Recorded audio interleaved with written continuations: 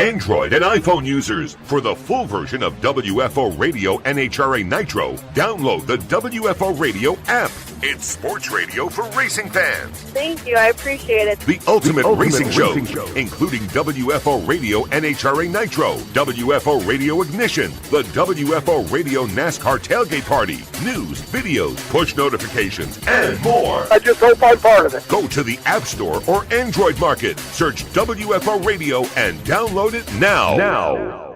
But right now, I want to get to a friend of mine. Joining us now, he'll be running Competition Eliminator at the Lucas Oil Winter Nationals, but he'll also be chasing the World Championship points. He's a friend of mine. He's from my part of town here in sunny South Florida, and you're going to see him out there when Comp rolls to the starting line. Ed Federkeil. We call him Fast Eddie, though. Ed, welcome to WFO Radio for the first time. How are you? I'm great, Joe, and I'm glad to be here. I am excited to have you on, and what has been very cool, and I want to share with the audience, is that this has been a project that has been years in the making. You ran Super Gas years ago. You were a bracket racer at Miami Hollywood Speedway. We had the same chassis builder for a little while, and now you're going out there to run Competition Eliminator. Let's start at the beginning, Ed. How'd you get all involved, and why did you want to go out on the NHRA national event scene the first time around, and when was that? Well, that was back in the early 90s, and, we bracket raced together, and, I decided I wanted to go to a more competitive platform, and where else but the NHRA, and, we started out in Super Gas, and we ran some local events, and we went on the road and, finished number 4 in the world in 1991, progressed, through winning some national events, some divisional races in that category, and actually moved into Comp Eliminator back in 1994 and drove for a guy out of Houston, Texas, and I started building my own comp car, couldn't get it done, and, ended up doing some other things in racing before I kind of hung it up about 25 years ago. And are a firefighter and a business person and all of that, but now something has lit the fire within you once again to, let's call it start from scratch, right? You had to go out and buy and get and acquire everything. We'll talk about what it is soon, but what lit that fire? What made you decide to go after it again? Well, when I hung it up, it wasn't by choice. It was a business decision. I'm a professional firefighter. I owned a very successful business, and, I needed to focus on that because that was going to be the future, my pension, my business, and it was unfinished business. And I woke up one day, and I was actually watching a television show called, I can't remember the name of it, though. It was on the NFL Network, and they were interviewing Dan Marino, who's one of our local favorite sons here in South Florida. And they talked to Dan, and Dan said, hey, I set records, I did this, I did that, but I never walked off the field as a champion. And I says, man, I know what that guy feels like, because I never got to win the championship. And I says, Dan Marino will never play football again, but I can still drive a race car. And that's kind of what started it. And like any other thing that I do, once I decide I'm going to do it, I follow through with it. And we started, putting together a brain trust of people that could help me, and we acquired the assets, and we set out a plan. Last year was to make a half a dozen races or so and get our feet wet and be ready this year to go out and pursue a championship. You did that, and I think you did very well. It was great to see you out at the tracks, both on the marketing side and on the track. Here we are. We're starting off fresh. You'll be running the Winter Nationals. Why did you want to start off at the Winners when you could have, you're going to run for national championship points, world points. You could start in a couple different places. Why was the Winter Nationals where you wanted to debut? Well, that's where it all starts, Joe. And to pursue the championship, you have to race from coast to coast. And I made a conscious effort to kind of lay out what a plan is, and there's strategy involved, of course, and everything. And when I spoke with, my crew chief, and we made some decisions, and it was basically head west, young man, and that's what we've done. And we're going to start out west and work our way back to Florida for the Gator Nationals. All right, let's talk about the brain trust and the equipment. Competition Eliminator is one of the categories that I think is, you got to be a hardcore fan. Casual fans come to see John Force. They come to see Antron Brown. But then they realize, oh, my goodness, there are these cars that are so amazing. There's all these different combinations, running against indexes, no breakout. The people who love comp. And if you are a Chrysler fan, folks, Ed Federkeil is for you. Ed, tell them what you're racing and who's working with you. Well, the car that we acquired is a Jerry Haas Dodge Avenger that was formerly Chris McGahe's Pro Stock car. The engines are 500-inch Hemis, just like that ran in the Pro Stock cars, with the exception that it runs dual carburetors and not fuel injection. So the car is essentially a Pro Stock car with carburetors and a 3-speed automatic. David Nickens handles the engine preparation and the tuning calls. Mike Sullivan of the Wayne County Speed Shop fame is helping us with some consulting on some tuning calls, and we feel we got the best chassis out there. We got a guy that a lot of people don't know this, Joe, but we know who the winningest comp eliminator driver is in NHRA history, and that's David Rampey. Right. Number 2 is David Nickens, who's our crew chief, and he hasn't made a pass in a comp car in over 25 years, and his record of 29 NHRA national events still stands today. So I know I put together the best of the best to have a legitimate shot to be competitive. And I think at the end of the year we showed that. We got up on the top of the board out in Vegas, and we found some horsepower over the winter, and pretty excited about getting out there and making some hits. Now, locally, Ed's nickname, we call him Fast Eddie, because he's fast on the racetrack, but he is also extremely business savvy and able to bring the deals. This is something that just for so many years, you were even in Supergas, Ed, and recently you shared some old NHRA Today footage with me via instant messenger on Facebook, so I wasn't really able to get it up on our page, but that was your story back then. You were able to bring deals into Supergas, which was cool. So last year, we're at the U.S. Nationals. We're starving, and you're able to bring us up a whole bunch of like jerky and camping products from a deal you had put together. And here in 2019, you're able to expand upon that, bringing on Fire Aid. Tell us about that. Well, Fire Aid's obviously been involved in multiple different forms of motorsports, and we're out there looking for the right partner. It's sponsorship's a bad word in motorsports. I mean, you sponsor Little League baseball teams. Strategic partnerships bring a return on investment for all parties involved, and that's why Fire Aid was a natural, because with my 33 years of firefighting experience, 30 of them in hazardous materials response, both of us felt there's a lot to benefit from both sides. One, with my relationships in fire service. Two, also my professional relationships in the automotive field to help bring some business to them. And that's how we got on the discussion and came to terms. And, we way behind the 8 ball. The car won't be wrapped for Pomona. And, Joe, not to disappoint you, looks like Field Trip will be on as an associate, and we will have some snacks for you guys out in Pomona. Wow, that is fantastic. They say heavy protein, and I know you're a big keto guy. You're in on the keto, so that's okay. Well, I wanted to be able to get in and out of the car without taking the steering wheel off, and it's not really a diet, it's a lifestyle, kind of fit the bill. We lost 28 pounds. I can put the weight in the car where I need it now, and it's a good feeling.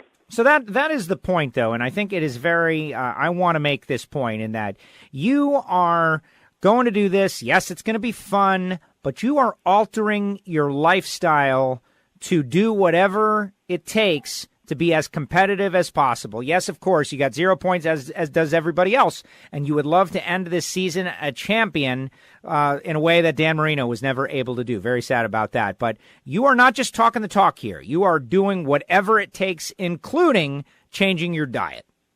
Well, it's not only the diet. It's a physical fitment regimen. It's practicing on the practice tree. And, I tell people, I go, why do you get up at 4:30 in the morning and train?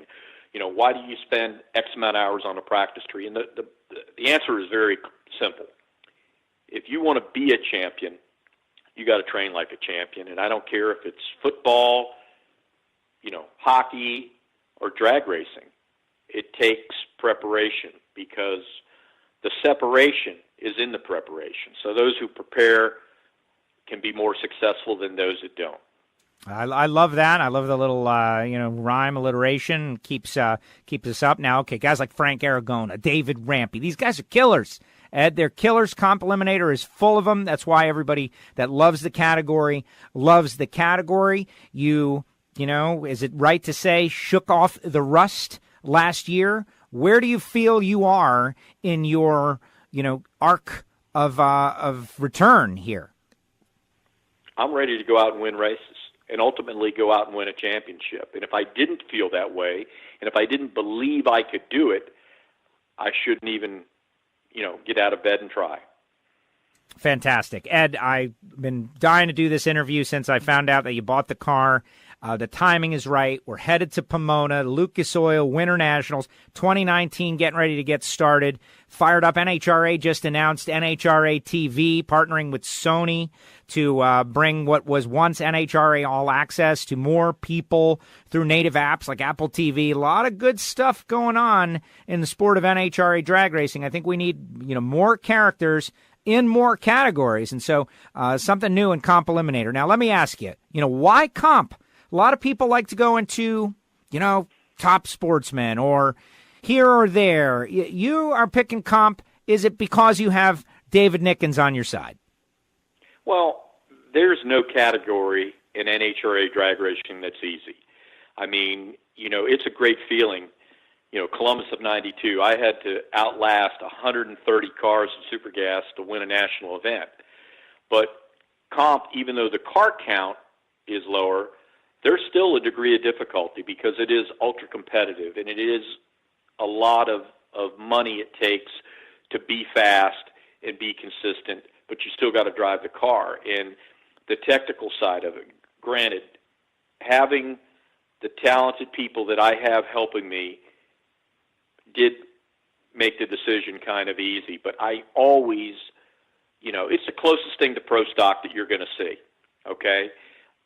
Just from a lot of different aspects. One, how hard you have to work on the car, how much time you have to involve to test, to be good, the things you have to try, all of these things. So, I hate to say I don't want anything that's easy. If I'm going to do something, I want it to have a high degree of difficulty. And I think anybody that runs Comp or knows about Comp or has ran Comp will agree with me that, it's a commitment. And we've made the commitment. And, with the help of Fire Aid, and, there's a lot more to it than that. I mean, that company has a very important charitable foundation that, I have fallen in love with, and that's the Ronnie Thames Foundation. And I'm sure you've seen it on some of the Fire Aid cars. And, what this does, it helps us go out there and prevent pediatric burns. And I've seen it, Joe, firsthand in my career. Probably one of the hardest, most painful things to see in my fire services is kids.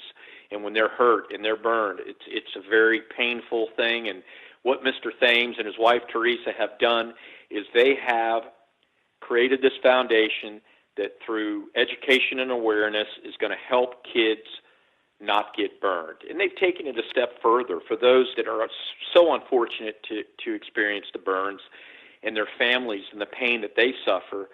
He is building living facilities for the families of long-term pediatric burn patients, so the family can be close to the kids in the Shriners hospitals around the country. And, it's almost like this racing thing is great, and we want to do a good job for Fire Aid. We want to help them sell a lot of product, but we also want to help them help those kids. And it's a higher calling, and we've embraced it, and we're looking forward to it. And when we're out on the road, we're going to stop at these hospitals with the race car, and if we can make a child's day a little bit brighter by us just stopping by. That's what we're going to do this year. Oh, that is great, and I appreciate you going into that. Ed, I wish you the best of luck. Listen, I got to ask you one more question, though, and this is totally, I'm doing like a hard right on you, but this is a perfect opportunity because you and I know Ernie, who built my race car, had done some chassis work on you before you went out to the super gas world, but someone else from the South Florida community that we both have in common that I want to mention because we both have in common is Greg Kramer.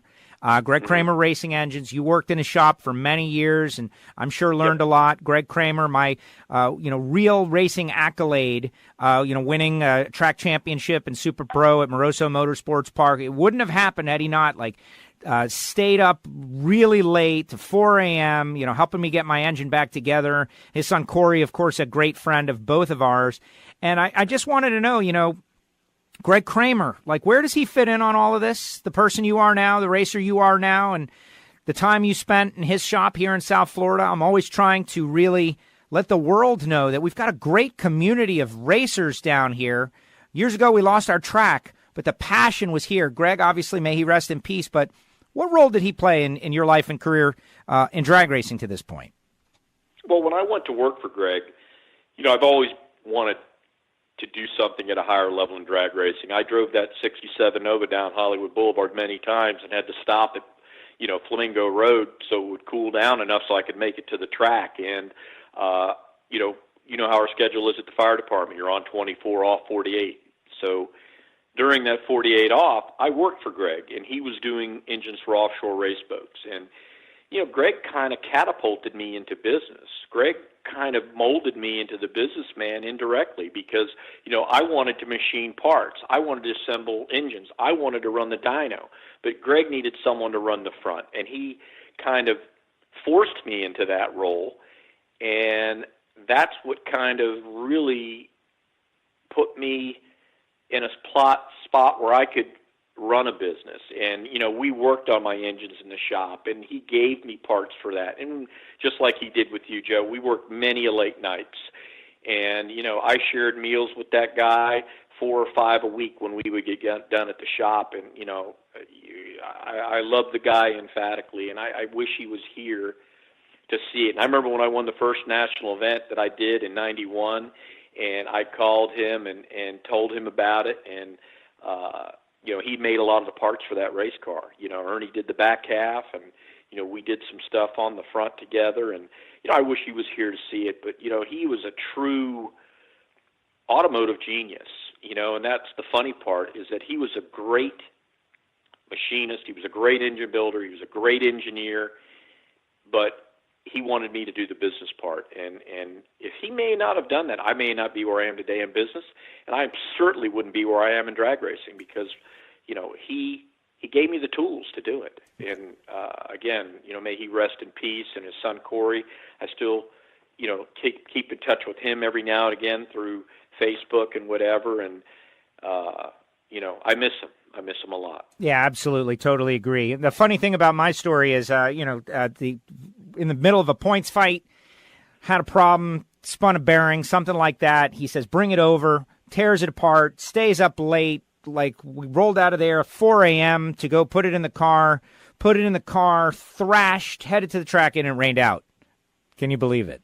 But whatever. Oh, I believe it. And, it's funny. We talk about like what you do, with Greg, and, David shares a lot of the same qualities. I mean, his resume speaks for itself. A former world champion.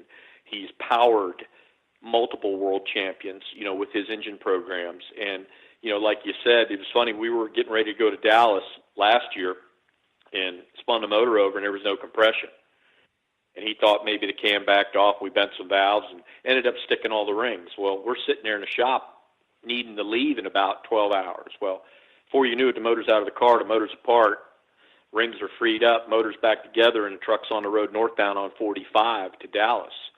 And that's a real racer. And that's one of the neat parts about working with David, too, is that he gets it, and he's done so much for me.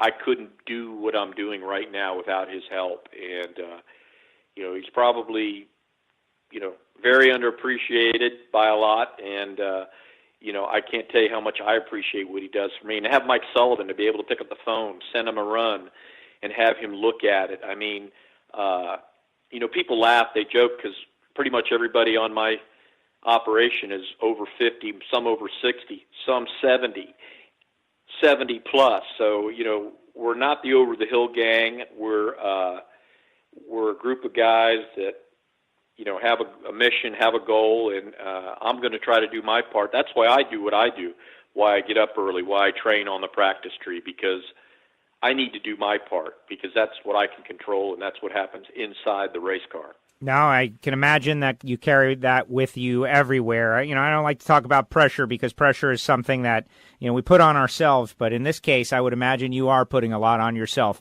with all these people, taking stock in you and going out to do things they haven't done in years with you, so that you can go out there and chase this championship. And that's why I wanted to have you on before your first race. Ed, thank you for coming on WFO Radio Podcast. I appreciate it. We love comp. I'm going to be watching. A lot of sharks out there, but you're a shark too. So good luck. Go get them. Hey, Joe, appreciate being on. Let's do this in November next year. Yeah, there you go. At the end of this year. There you go. I like where your head's at. Ed, thank you very much. Good luck, and I'll see you in a few days. All right, Joe. Take care. Fast Eddie Federkeil with us here on WFO Radio. Now, he doesn't write Fast Eddie. That's not his nickname. Greg Kramer gave that nickname to Ed. At least that's how I had always heard him referred. And it works for me. But what a team, right? Think about it. The business during the week, and the Facebook page is California Custom Sport Trucks, by the way. I wanted to ask him about his social in case you guys want to follow along. I think it's a cool story. This is WFO Radio.